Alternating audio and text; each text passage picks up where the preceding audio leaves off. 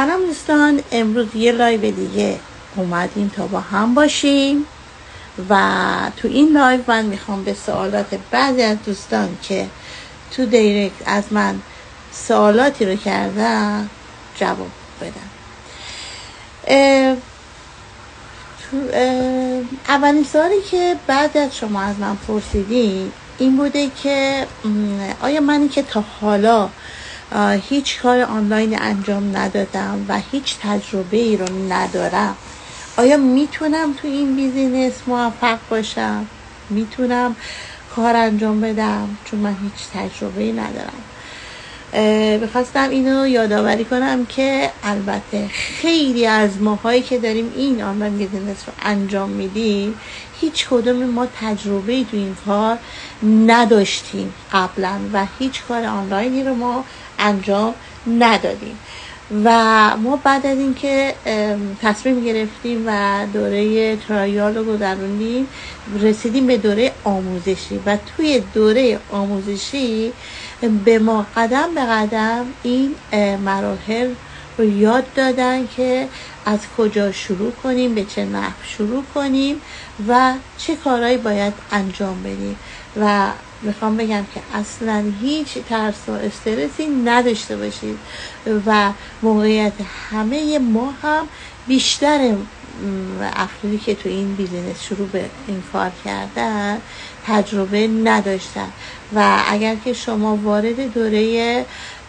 آزمایشی بشید مشاهده میکنید که خیلی ها تو شغل‌های مختلف بودن ببخشید تو شغل‌های مختلف بودن وارد این بیزینس شدن و هیچ شغل به اصطلاح این بیزینس آنلاینی رو قبلا تجربه نکرده بودن.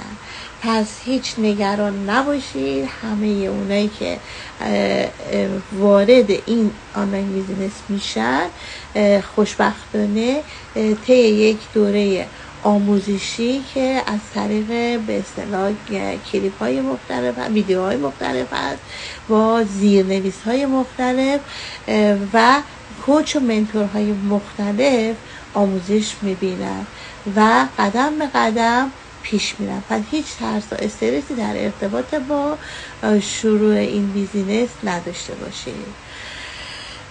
خب امیدوارم که جواب سوالتون رو گرفته باشید. یه خانومی به اسم نوشین این سوال از من پرسیده و احمد نمیدونم فامیلشون رو متوجه نمیشم، یه آقای به اسم احمد و شبنم این سوال اول از من پرسیدن. خب سوال دوم رو بریم جواب بدیم. پرسیدن که من میتونم بدون اینکه از تصویر و چهرم استفاده کنم این بیزینس رو انجام بدم؟ البته که میتونید، چرا که نه. شما میتونید بدون اینکه بیا جلوی دوربین یا اینکه صحبت کنید بیزینستون رو انجام بدید. چرا؟ ما نه بلاگر هستیم نه اینفلوئنسر، نه ما هیچ کدوم از اینا نیستیم. ما فقط تولید محتوا میکنیم. حالا خیلی از افراد هستن که دوست ندارن بیان جلوی دوربین و احساس میکنن که حالا یا اولش نمیتونن یا کلا دوست ندارن بیان جلوی دوربین و از چهرهشون استفاده کنن. میتونید از محتواهای دیگه، از به اصطلاح خلاقیت هایی که به خرج میدید توی این آنلاین بیزینس استفاده کنید. خیلی از دوستان طراح هستن، خیلی از دوستان با نقاشیش، با هنرشون، با تکنیک هایی که انجام میدن دارن این بیزینسشون رو ران میکنن و خیلی هم موفق هستن. پس اصلا نگران این نباش که دوست نداری بیای جلوی دوربین، نمیخوای بیای، اصلا مهم نیست. تو با ترفندهای مختلف با کارهای مختلف با تکنیک‌های مختلف میتونی بیای جلوی دوربین، میتونی کار بیزینست رو انجام بدی بدون اینکه بیای جلوی دوربین و یا از چهرت استفاده کنی یا از صدا. و اصلا نگران این موضوع نباش. وقتی که وارد شدید بهتون یاد میدن که چه ترفندهایی رو میتونید استفاده کنید و خودتون کلا یاد میگیرید، یعنی تجربه کسب میکنید که چه کارهایی رو انجام بدید و الگوهای زیادی هست، معیارهای زیادی هست که شما میتونید از اونا استفاده کنید و بدونید که از چهرهتون استفاده کنید و بیجر دوربین این بیزینس رو شروع کنید. این جواب رو برای خانم نرگس خانم این سوال رو 2 بار از من پرسیدن. ببخشید من بار اول یعنی دیر دارم جواب میدم. سوال سومی که خیلی از دوستان از من پرسیدن توی دایرکت این که سرمایه گذاری به چه صورته و چه مقداره. سرمایه گذاری اینه که سلام فاطمه جان، مرسی که جون شدیم. ما سرمایه گذاری به این صورته که شما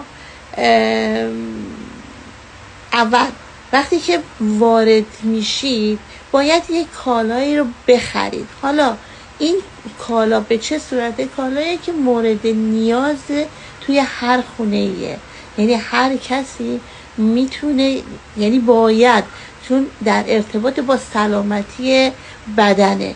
شما با این محصول رو میخرید. حالا یک محصول چند تا محصوله؟ فاطمه جان اگر دوست داری که بیای به من ملحق بشی ریکوست بده، اگر که دوست داری، اگر که موقعیتش رو داری. که دوستان سوال کردن، گفتم که اگر دوست داری تو هم بیای یا با هم دیگه جواب سوالاشون رو بدیم، اگر که برات اوکی. ادامه رو میدم که سرمایه گذاری شما چند تا کالا هست که باید انتخاب کنید که این کالاها رو میگن. همه کالاها هم جنبه به اصطلاح این داره که باش عزیزم، راحت باش، یادم نبود باش عزیزم. تمام کالاها جنبه مدیکال داره، یعنی اینکه شما به سلامتی بدن ارتباط دارید، یعنی هیچ ضرری نمی کنید برای خرید اون کالا. وقتی که وارد میشید این کالا رو انتخاب میکنید، یک کالا یا 2 کالا رو انتخاب میکنید و سرمایه گذاری میکنید و وارد این بیزینس میشید. وقتی که این بیزینس رو شروع میکنید و مقدارش هم بین 4-5 هزار تا 12 مینیموم 4 هزار تا 12 هزار تا فکر میکنم، یعنی مکسیمومش 12 هزار تا. البته من خودم با کمتر از این شروع کردم. شما هر کسی به هر مبلغی که به سرمایه بودجهش بخوره میتونه شروع کنه و حتما لازم نیست که ماکسیموم شما بخرید و شروع کنید. شما با حد اقل هم میتونید این بیزینس رو شروع کنید، یعنی سرمایه گذاری کنید و شروع کنید. و سرمایه گذاریش هم گفتم کالایی رو میخرید برای خودتون نه برای فروش. و این سرمایه گذاری برای اینه که شما وارد این چرخه بیزینس بشید، یعنی استارت بزنید برای شروع این بیزینس آنلاینتون. و سرمایه گذاری به چه صورت و چه مقدارش هم که بهتون گفتم. اینو برای علی آقا و آقای مقصودی، فکر کنم مسعودی یا مقصودی، جواب این سوالتون بود که سرمایه گذاری به چه صورته و چه مقدارش گفتم اتون. و نحوش هم اینه که شما بعد از دوره آموزشی که به اصطلاح بعد از دوره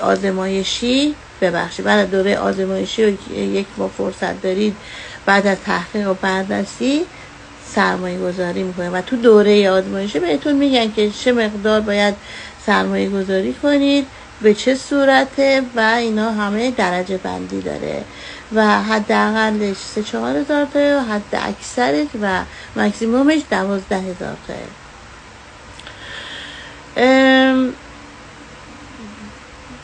و دیگه فکر میکنم همینقدر کافیه برای این جواب این سوال. و سوال بعد که آخرین سوالمونم میشه آیا این بیزینس ریسک پذیره؟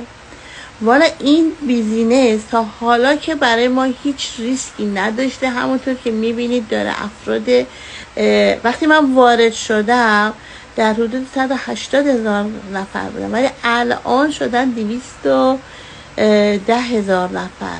یعنی روز به روز این آنلاین بیزینس داره افرادی که واردش میشن و مشغول به کار میشن افزایش پیدا میکنه به خاطر اینکه هیچ ریسکی نداره. و همونطور که من به شما گفتم سرمایه گذاریش چقدر مبلغش کم و پایینه و اول از نظر مقدار سرمایه گذاری خیلی کمه و شما فکر کنید یک بیزینس رو که میخواید شروع کنید، مغازه‌ای بزنید، یک به اصطلاح کاری رو که بخواید انجام بدید و برای خودتون بیزینس رو باید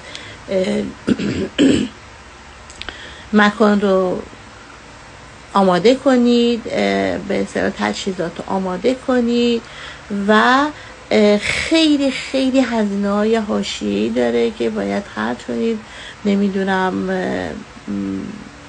لایسنس بگیرید و خیلی کارهای دیگه و تمام اینا هزینه برداره و خودتون میدونید خیلی خیلی باید سرمایه زیاد بذارید. ولی این آنلاین بیزینس با حداقل پول شما میتونید بیزینس بین المللی رو شروع کنید. یعنی این بیزینس مختص به یک کشور نمیشه، توی دنیا شما مشغول به کار میشید و ببینید که چه پتانسیلی دارید برای رشد و ریسک پذیر اصلا نیست.